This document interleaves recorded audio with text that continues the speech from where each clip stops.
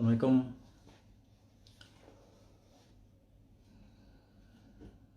Selamat malam semuanya dimanapun sahabat berada.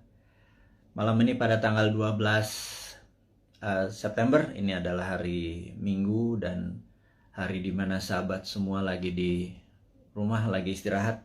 Di Indonesia waktu bagian timur saat ini sudah jam 10 malam dan waktu Indonesia bagian tengah sudah jam 9 dan waktu Indonesia bagian barat jam 8 malam. Saat ini kita akan mulai sebentar lagi untuk memberikan informasi yang insya Allah cukup bermanfaat buat sahabat semua. Ada banyak informasi yang saya menganggap penting untuk kita share. Mulai dari masalah COVID gitu ya.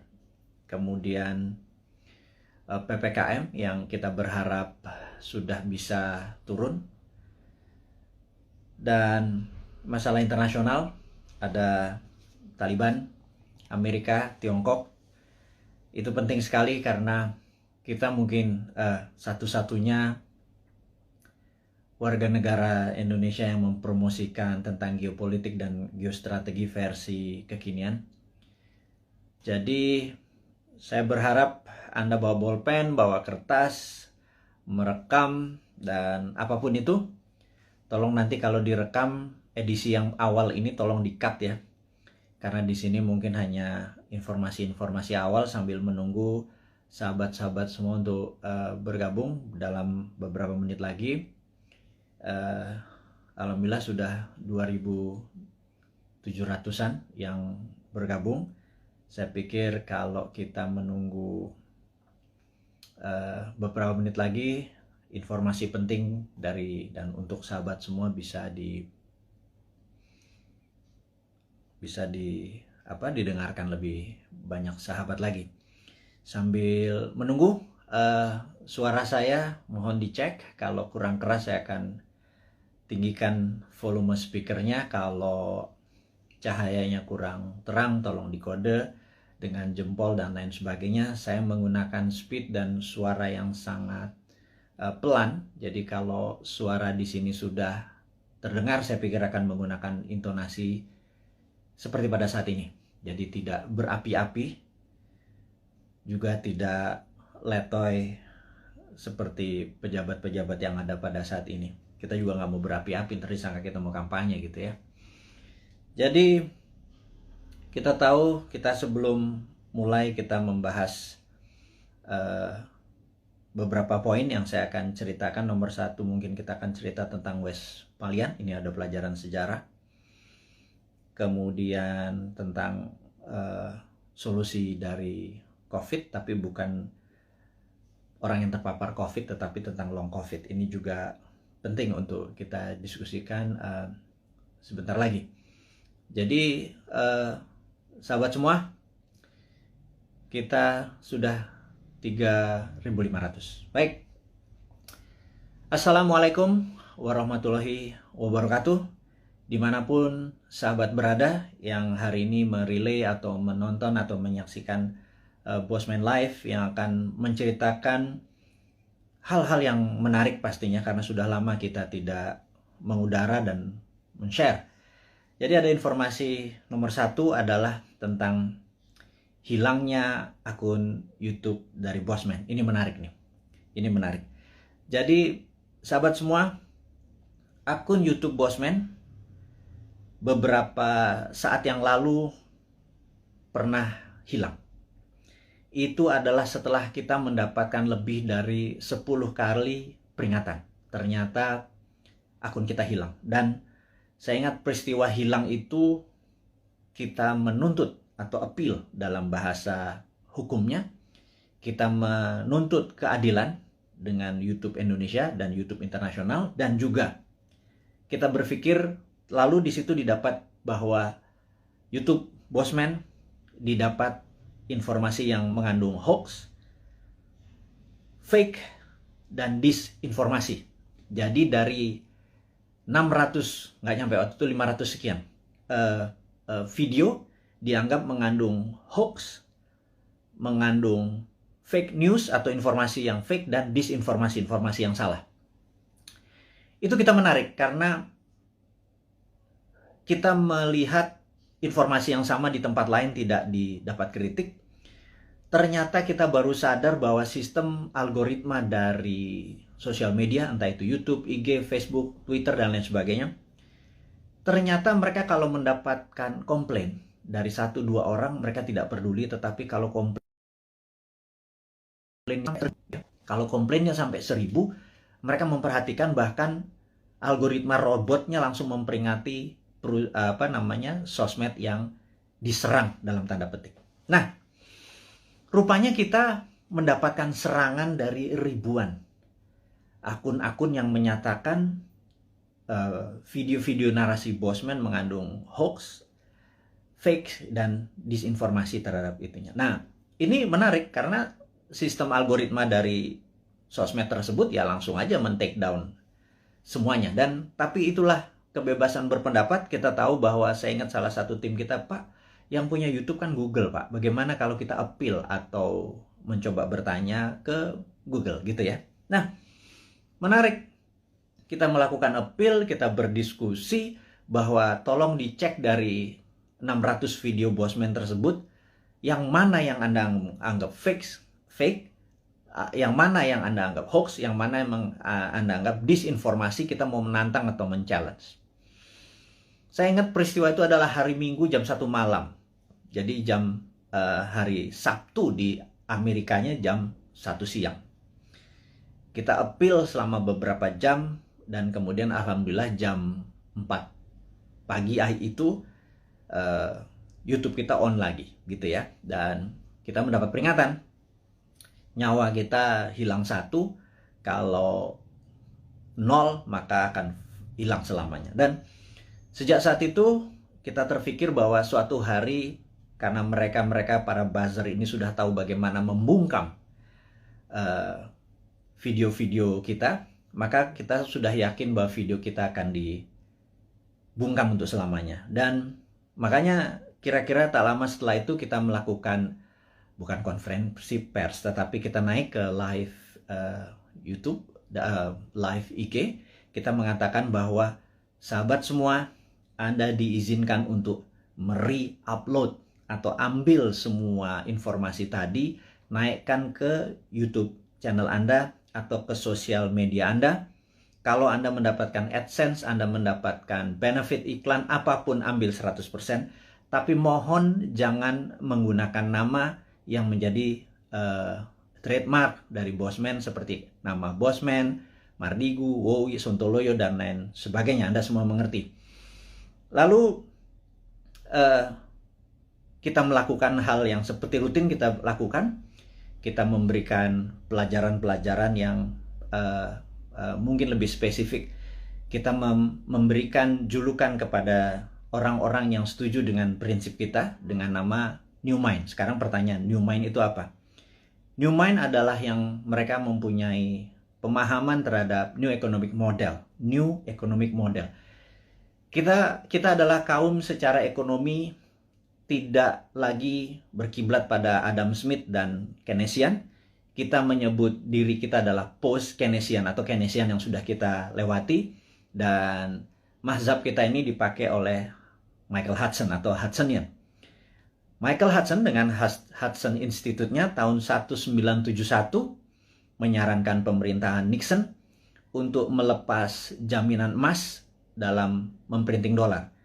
Kemudian menggunakan petroleum untuk printing money sebagai underlying dolar, dan hutang negara-negara lain untuk printing dolar. Sejak tahun 1971 Amerika awal menjadi negara superpower dan terus mengontrol dunia dengan energi dan currency. Kemudian Michael Hudson ngajar di Peking University tahun 1989. Partai Komunis Cina mengadopsi Hudsonian atau post-Keynesian sebagai platform ekonomi dalam negerinya. Dan dua negara tersebut sukses dalam 20 tahun, dari 89 ke 2008, di mana adalah Olimpiade Beijing waktu itu. Dunia tercengang. Dalam 20 tahun saja China atau Tiongkok sudah menjadi negara sangat besar atau superpower. Dan dua negara tadi, Amerika dan Tiongkok, menggunakan New Economic Model berbasis ajaran dari Michael Hudson, yang saat ini yang terkenal adalah muridnya namanya Stephanie Kelton. Dan itulah orang-orang yang kalau nanti 2024 kita mendapatkan kepercayaan, mungkin penasihat ekonomi kita adalah Michael Hudson dan Stephanie Kelton, yang akan membawa Indonesia menjadi punya model baru, New Economic Model, di mana kita mungkin negara kita tidak ada interest atau bunga lagi, pajak turun gitu ya, berbeda dengan sekarang yang pajaknya naik. Hal ini adalah karena kita New Economic Model. Jadi New Economic Model kita menyebut diri kita sebagai New Mind. Kemudian New Mind memahami apa yang namanya geopolitik. Geopolitik adalah sebuah kekuatan geografi dari negara kita untuk kekuatan berpolitik terhadap negara-negara lain.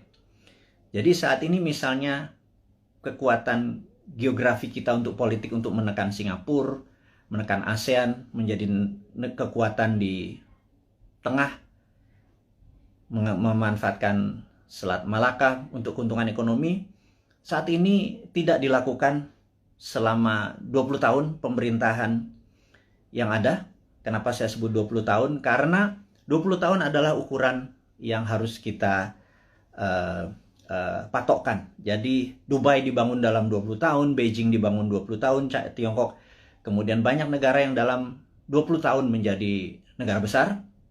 Jadi kita tanya sekali lagi, Ibu Mega, alhamdulillah Anda sudah 3 tahun menjabat sebagai presiden ke-5, kemudian Pak SBY selama 10 tahun, terima kasih Anda sudah 10 tahun membawa negara ini.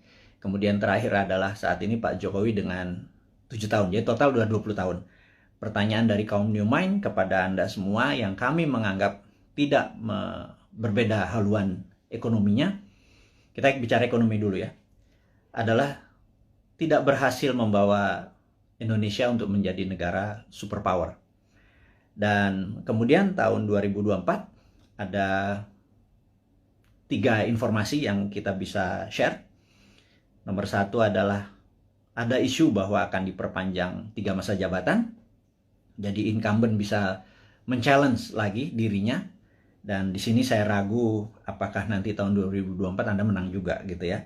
Tapi nggak apa-apa, itu adalah fair fight. Jadi kalau kita nih kaum New Mind mendadak nanti challenge-nya dengan incumbent, mungkin menarik karena kita menang atau kalah pun dari yang the best gitu ya. Kemudian ada isu kedua, yaitu tidak 3 kali masa jabatan tetapi ditambah 3 tahun. Seperti halnya waktu itu FDR, Franklin Delano Roosevelt, karena Perang Dunia Kedua terjadi di Amerika, dia harus memperpanjang jadi 4 kali. Jadi satu-satunya presiden yang 4 kali masa jabatan dikarenakan di-extend jabatannya. Jadi minta di-extend 3 tahun karena mungkin tahun 2020, 2021, 2022 masa pandemi ini tidak perform, jadi minta jabatan 3 tahun. Dan baik itu jabatan 3 tahun ditambah, walaupun nanti 5 tahun lagi, atau 3 kali masa jabatan, itu keduanya harus MPR putuskan dan DPR. Jadi saya yakin Anda bisa lakukan karena DPR saat ini sudah Anda kuasai, ditambah PAN bergabung, jadi udah 82% suara Anda. Pasti Anda bisa ubah ini semua semau-mau dan sependapat Anda. Nggak apa-apa, itu free fight, itu pasar bebas, itu adalah demokrasi, kita nggak perlu marah. Selama ini adalah kemufakatan dari beberapa pejabat di atas sana. Jadi selama kita bisa bertanding nanti di 2024, ya kita nggak apa-apa juga mau itu 3 kali masa jabatan. Tapi ya kalau diperpanjang 3 tahun itu berbeda gitu ya. Kita akan bertemu di 2027 gitu ya. Nah, dengan masuknya PAN, kayaknya konstelasi politik bergeser. Apakah PAN masuk kabinet seperti informasi yang kita ketahui? Apakah Pak Zul masuk atau Mas Trisno Bahir masuk? Mungkin Menko Kesra, saya nggak tahu. Saya cuman mengira-ngira aja. Kemudian Pak Hadi, Panglima kita yang mendekati masa pensiun, apakah dia masuk kabinet? Atau penggantinya di Panglima bisa Pak Andika? dari darat. Kalau ini merasa darat lagi mungkin Angkatan Laut yang masuk, dan Pak Andika bisa juga digeser ke BIN. Apapun itu, tujuannya saya tahu bagaimana, atau kita tahu bagaimana membuat negara Indonesia ini berdaulat. Saya tidak menentang, atau kami New Mind tidak menentang. Yang jadi pertanyaan adalah, apakah kalian bisa membuat negara Indonesia menjadi negara superpower di tahun 2045 atau 24 tahun dari sekarang? Jadi apapun itu, kita lihat langkahnya hanya menaikkan pajak, kemudian berhutang, dan membangun hal-hal yang menurut beberapa orang tidak produktif. Kalau jalan tol, infrastruktur, oke lah. Walaupun dalam sebuah buku yang saya lupa, currency, saya nanti inform,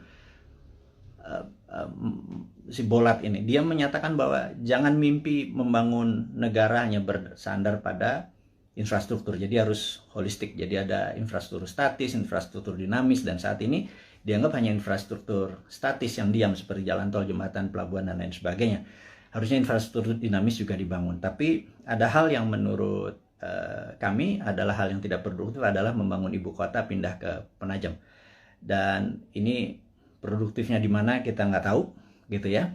Tapi yang jelas itu bukan hal yang penting, karena bagi orang seperti saya atau kaum New Mind ini yang sangat percaya pada kedaulatan sebuah bangsa, Penajam itu sangat lemah sekali jika ada serangan dari negara lain.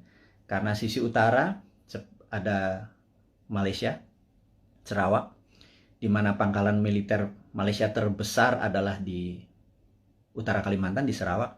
Kalau menyerang Penajam kurang dari setengah jam, bawa bom pesawat pembom rata tanah, dan kita nggak punya perlindungan sama sekali. Jadi saya pikir membangun Penajam, membangun ibu kota, nomor satu adalah harusnya membangun pangkalan militer terlebih dahulu. Pangkalan angkatan lautnya digeser dulu, pangkalan angkatan udara digeser dulu, kemudian darat dan kepolisian harus dipersiapkan dulu, infrastruktur harus disiapkan dulu, baru ibu kotanya. Jangan dibangun gedungnya dulu. Begitu saya jadi presiden nanti tinggal dibom sama Malaysia, kan gerah kita. Jadi saya rasa sudahlah, jangan nanti jadi hambalang.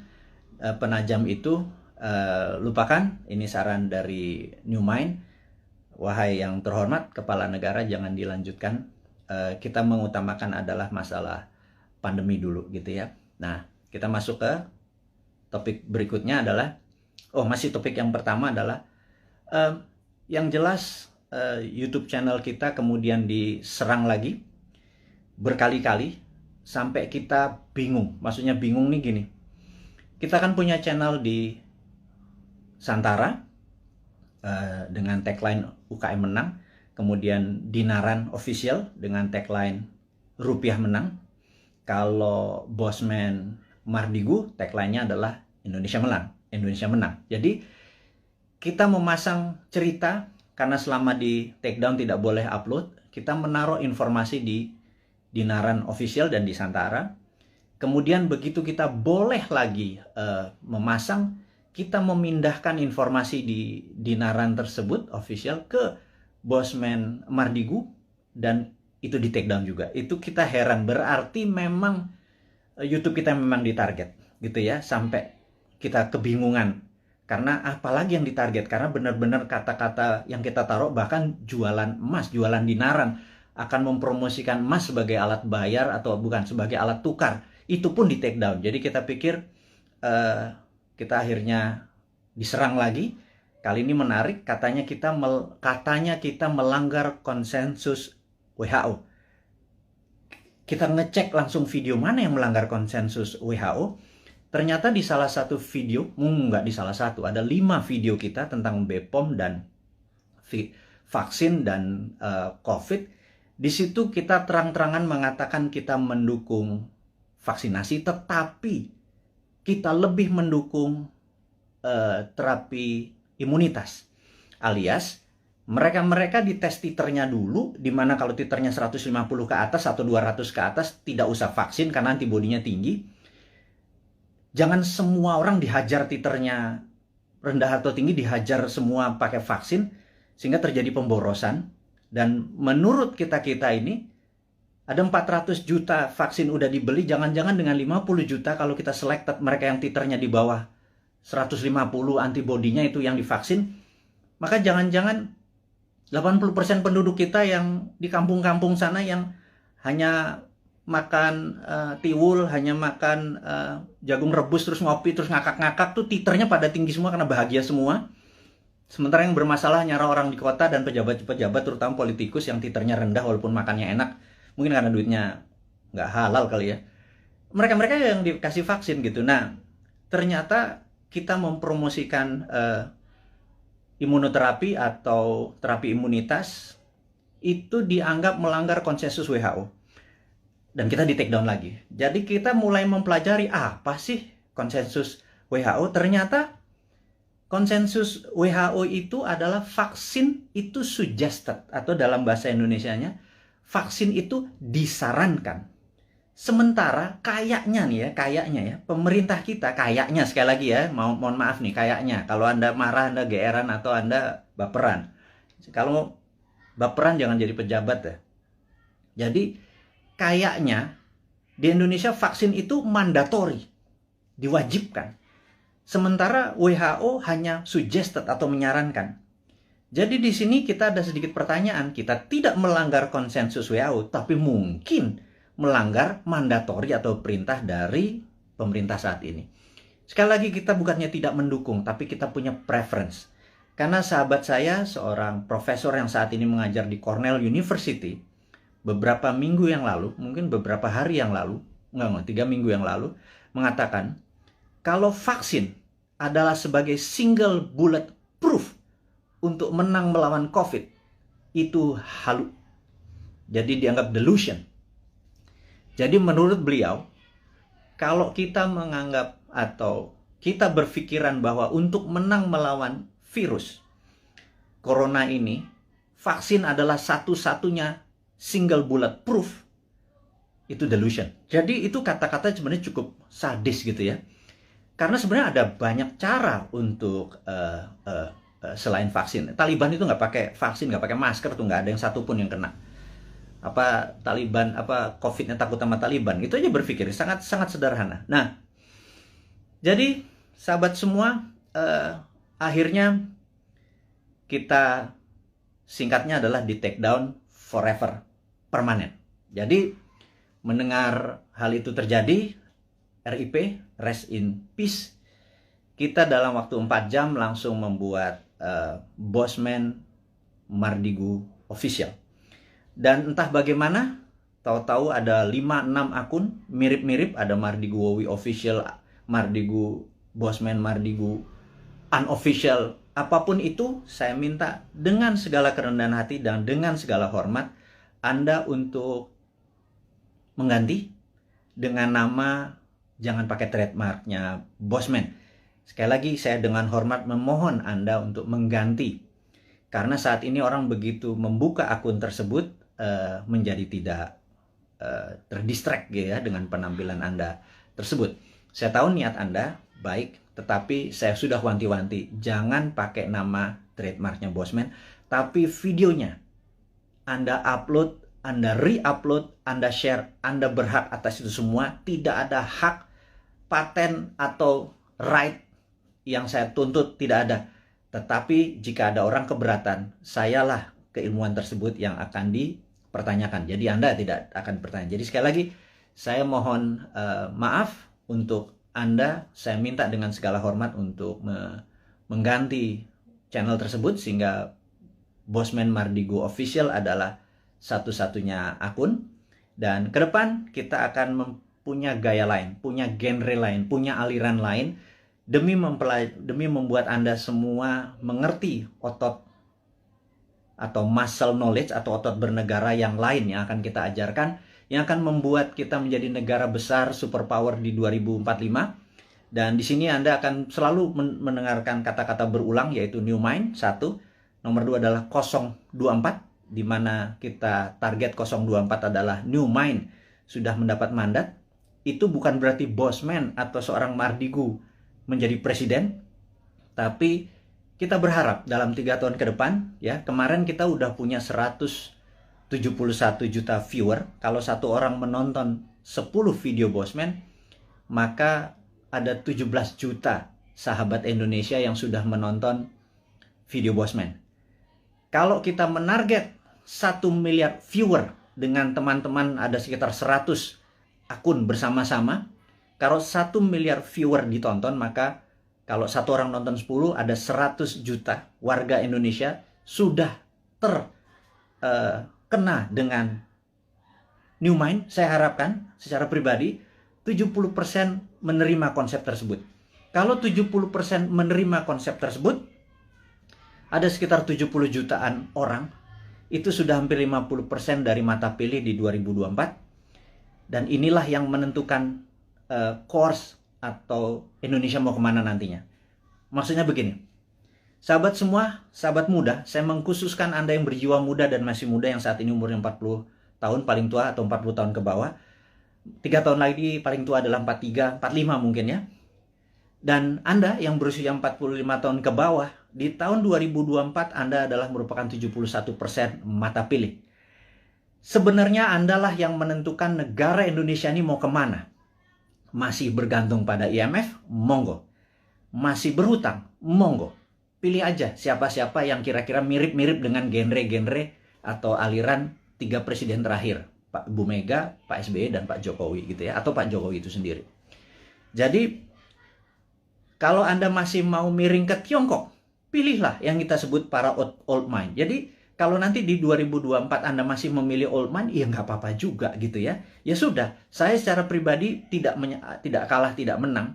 Tapi saya akan bilang ke anak cucu kita atau kita semua ya saat ini, yang hampir 7.000 sahabat yang saat ini bersama-sama menonton live IG-nya Bosman ini.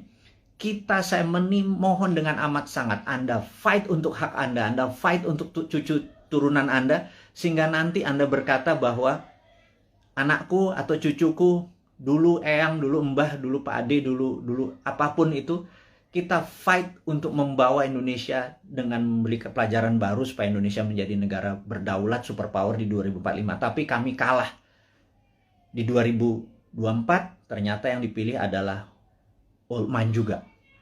It worth a fight. Jadi kita bisa punya cerita bahwa been there done that, ya gue kalah gitu ya.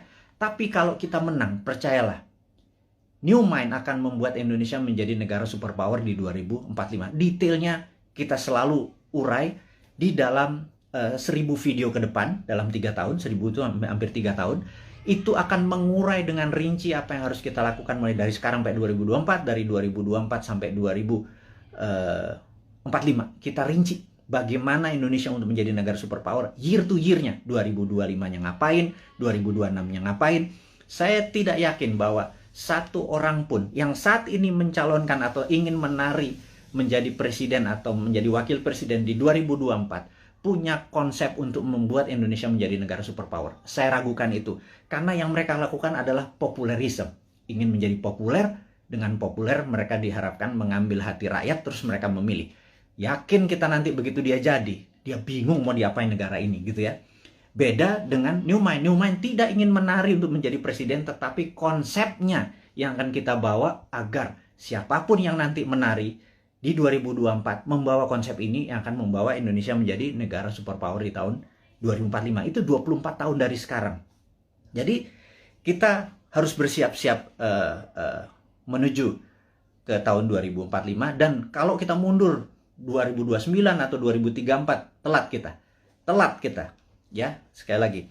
Nah, sahabat semua, jadi saya rangkum sesi pertama, yaitu mengingatkan untuk Anda mensubscribe Bosman Mardigu Official, dan tolong sebar dan viralkan. Kemudian isinya mau di re-upload di YouTube channel Anda atas nama Anda pribadi, monggo. Karena kita akan fight dalam jangka panjang. Dan jangan lupa Anda harus mempromosikan Anda punya YouTube, IG tadi, dan lain sebagainya. Karena jangan Anda menunggu bola, Anda hanya menggunakan video Bosman, harus terus mengharapkan orang nonton, kemudian mengharapkan AdSense. Nggak bisa begitu. Anda harus berkeringat untuk apapun yang Anda dapat. Anda promosikan video-video tadi di video YouTube channel atau sosial media Anda. Dan tadi pagi saya heran, saya naikkan sesuatu di IG. IG ini saya agak sedikit deg-degan. Karena di Agustus kemarin 5 kali kita diperingati, bahkan kita ada kata-kata ganyang koruptor itu di take down. Itu cukup kaget saya. Jadi rupanya apapun yang ditulis di caption oleh Bosman, bahkan video dari orang lain yang penontonnya cuma 300, kita ambil, kita upload di tempat Bosman, tahu dalam 1 jam ada 100.000 viewer, captionnya kita mungkin berbeda dengan yang lain, tahu di take down. Jadi tadi pagi di take down lagi, cukup kaget saya. Dan kalau itu di take down lagi membuat resiko IG kita yang 2,1 juta follower ini juga beresiko seperti 1,5 juta subscriber dari YouTube. Jadi, tapi apakah kita akan give up atau menyerah? Sahabat semua, perjuangan kita tidak akan pernah menyerah walaupun kita mulai dari nol lagi, tetapi ilmu-ilmu kita dan ini pelajaran-pelajaran kita akan terus berikan. Kita tidak melawan, tetapi kita akan bekerja dengan dengan semangat kaum New Mind. New Mind itu nggak ada matinya. Die hard New Mind itu nggak ada matinya. Nah, sahabat semua, kita akan membicarakan topik baru yang namanya long COVID. Jadi, sahabat semua, Anda tahu bahwa saya terpapar di bulan November tahun lalu. Kemudian 9 hari saya di rumah sakit, kemudian pulang. Muscle saya bisa dikatakan shrinking atau mengecil hampir 10-20%, sehingga sejak bulan Januari saya ada personal trainer hanya untuk membuat muscle saya bergerak. Jadi Anda akan lihat ini saya agak kurus, muka saya agak tirus dan lain sebagainya. Karena muscle saya hilang, asam amino saya seakan-akan dimakan oleh COVID tadi. Dan di sini ada hal yang baru. Ternyata saya mengalami apa yang namanya long COVID, dan alhamdulillah saat ini sedang mengalami terapi dengan stem cell dan growth factor. Ini yang saya akan menceritakan sedikit. Apa itu long COVID gitu ya. Jadi sahabat semua, kalau ada pencuri masuk ke sebuah rumah, pencuri itu ingin mencari emas, uang, ATM, kunci mobil, dia bongkar lemari, dia bongkar kulkas, dia bolak-balik sofa, dia apapun dalam rumah itu berantakan. Dan ketika keluar dari rumah tersebut, ada polisi yang menembak mati. Matilah pencuri tersebut. Tetapi rumah yang tadi dia masuki sudah berantakan. Itu dikatakan badai sitokin. Dan badai sitokin ini memakan waktu untuk penyembuhannya. Karena itu, efek ini disebut atau dinamakan long COVID. Sayangnya ini belum dipromosikan dengan detail dan banyak tentang long COVID. Maka dengan segala kerendahan hati, Bosman adalah orang yang awal-awal menceritakan tentang long COVID. Jadi ada yang efeknya setelah 3-4 bulan, mereka mendapatkan rambutnya rontok. Atau lelo, agak lupa terus lemot otaknya. Ini kok gue ke lantai 2 mau ngapain ya gitu ya. Kemudian ada yang gulanya yang biasanya normal 100, toto menjadi 300. Atau asam uratnya naik, atau setiap malam berdebar-debar gitu ya. Sahabat semua, ada 4 juta saudara kita terpapar COVID dan menjadi penyintas, sudah sembuh dari COVID-nya. 50% katakanlah yang 2 juta itu menjadi normal kembali, tetapi yang 2 juta ini saat ini mengalami efek long COVID mulai dari yang kecil sampai yang severe atau yang parah. Dan sebagaimana kita ketahui bahwa 90% korban meninggal karena COVID-nya sudah negatif, alias kena badai sitokin atau organ-organ tubuhnya terkena pengaruhnya tadi. Jadi sahabat semua, bagaimana solusi long COVID ini gitu ya. Saya akhirnya sangat serius mendalami ini. Saya bergabung dengan beberapa dokter yang saya anggap mereka adalah pejuang-pejuang kesehatan. Kami memfokuskan dengan stem cell dan growth factor. Dan alhamdulillah, siapapun yang terkena COVID, kami injeksi, kami tidak minta bayaran. Siapapun yang terkena long COVID, kami injeksi, tidak meminta bayaran. Dan saat ini Anda bisa cek di YouTube channel yang nanti akan kita sebarkan dan di IG. Siapapun yang terkena ingin menggunakan stem cell dan growth factor, dan ini cukup mahal. 1 injeksi itu 1 juta rupiah, saya nggak peduli. kita sudah hampir 3.000 orang kita lakukan dan alhamdulillah sudah hasilnya sangat positif dengan tingkat kesuksesan 98%. Ini akan kita promosikan besar-besaran sebentar lagi. Tentunya setelah kita masih terbatas, tapi ini adalah penyelidikan yang sudah 5 tahun berjalan. Kita gaspol, intinya adalah kita ingin berkontribusi, kita harapkan 1 juta orang. Entah itu yang terpapar atau kena long COVID, kita kasih free. Ini proyek agak utopia, agak gila sedikit, tapi itulah New Mind. Tidak minta sumbangan pemerintah, tidak minta sumbangan apapun, tetapi kalau Anda kami tolong, dan rambut Anda yang rontok tahu-tahu tumbuh kembali setelah beberapa kali diinjeksi, kami mohon dengan hormat, Anda gratis. Tapi kalau Anda mau berkontribusi untuk menolong sesamanya, terserah. Mulai dari 0 sampai tak terhingga, Anda lakukan pembayaran atau tidak sama sekali, kita nggak peduli. Kita punya cara lain. Jadi intinya adalah stem cell dan growth factor ini akan menjadi senjata kita untuk menolong teman-teman yang long COVID. Saya tahu di antara 6.000 saat ini hampir 7.000 ada mereka yang jadi yang saat ini gue deg-degan kalau malam itu jangan-jangan long COVID karena gue udah penyintas COVID. Ini yang membuat gula gue naik, ini membuat dimmer gue naik dan lain sebagainya. Yuk kita diskusi lebih detail lagi tentang hal ini. Anda boleh DM atau nanti komen di IG kita atau di YouTube channel kita, karena kita akan merinci sekali lagi. Jadi ini berbeda sekarang YouTube-nya dengan YouTube yang dulu. Kita akan lebih banyak kontribusi-kontribusi ini, tapi bukan hadiah-hadiah, tetapi benar-benar ingin penyembuhan masalah COVID dan long COVID ini. Ini sedikit kontribusi dari kaum New Mind. Dan bagi mereka yang sehat, supaya tidak terpapar, kita adalah orang yang ingin imunitas kita tinggi, kita ada immodulator. Ini juga free, kita akan kasih semua orang. Ini berbahan baku juga ada stem cell dalam tanda petik yang kita keringkan dicampur dengan herbal. Ini juga gratis. Kalau Anda minta immodulator, kita kirim dimanapun, tapi ongkos kirimnya Anda tanggung kalau itu di luar Jakarta. Kalau di Jakarta ambil sendiri. Nanti tempat-tempatnya kita kasih tahu, ada yang di Citos, ada yang di Senayan dan lain sebagainya. Itu detailnya. Immodulator ditargetkan adalah mereka yang ingin titernya atau antibodinya tinggi, atau mereka yang dalam proses penyembuhan setelah recover dari COVID. Sekali lagi, kita akan menyiapkan immodulator. Namun kalau long COVID tadi yang stem cell dengan growth factor, kita injeksi ke muscle atau daerah bokong gitu ya, akan kita masukkan. Oke, itu adalah informasi kedua, sahabat semua. Yang ketiga adalah sahabat saya, seorang profesor filosofi, guru besar universitas cukup terbesar di Jawa Tengah, tadi pagi menyatakan, Mas Mardigu, sampean ini memang gila katanya. Anda benar-benar mendeklar diri Anda sebagai Westphalian. Saya begitu dikatakan saya sebagai Westphalian ini saya tertawa. Karena bagi orang seperti saya, no need an explanation tentang apa itu Westphalian. Jadi, tapi saya yakin teman-teman yang masih muda di bawah 40 tahun, mungkin yang memahami Westphalian ini cuman 5-10%. Ya udah, saya review apa. What the hell is Westphalian gitu ya. Jadi Westphalian ini adalah orang-orang yang mendukung. Ini adalah di abad 17, tepatnya mungkin tahun 1648.